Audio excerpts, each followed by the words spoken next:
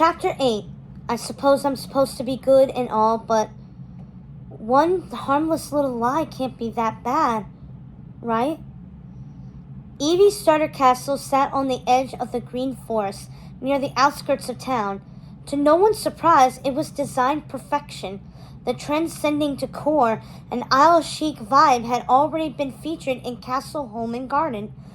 Evie's gray stone house had a terracotta-colored shingle roof, white stonework archways, blue lattice diamond-paned windows, and a large patio lined with fruit trees where her friends loved to gather.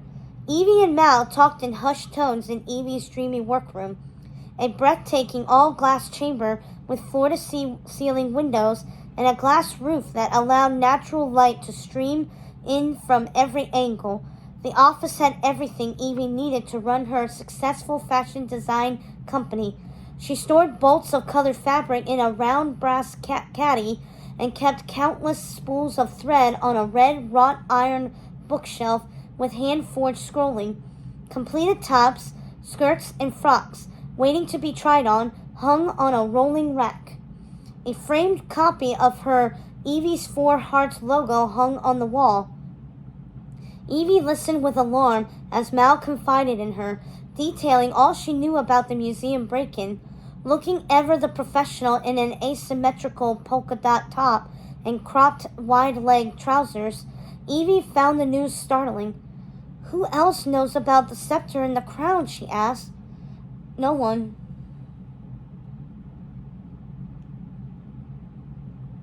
Mal replied. "I mean, think about it. People are scared enough as it is. We have to employ these entirely new safety measures." The news vexed Evie. She put her head in her hand. Her next question had been eating away at her since Mal had begun telling the story.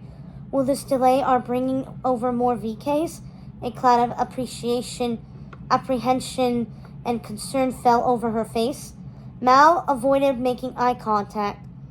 "We're talking about closing the barrier for good," she said with difficulty. She felt horrible about the words as soon as she said them. She knew Evie would be crushed. Mal was right. Evie was appalled at the very suggestion. "But you said no." She glanced at Mal expectantly. Mal hesitated. She'd watched Evie spend months working tirelessly on the VK Day project. Transferring kids from the Isle to Oridon meant everything to her bestie. She couldn't bear to break Evie's heart with the complicated truth. Instead, she stayed silent and lied by omission. "I mean, the four of us are living the dream here and finally get to share it. What could be more important than that?" asked Evie. "Yeah, I know," Mal said, raising her voice and doing her best to match Evie's outraged tone. She didn't want to appear culpable for the decision.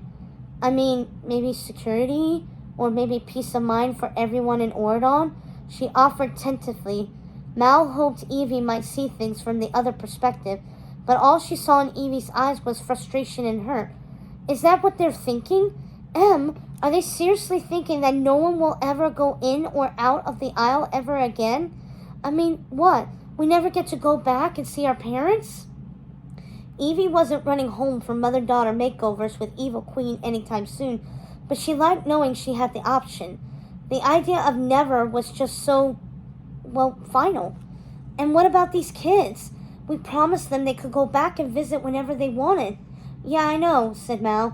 She looked into Evie's concerned eyes and nearly crumbled under the guilt.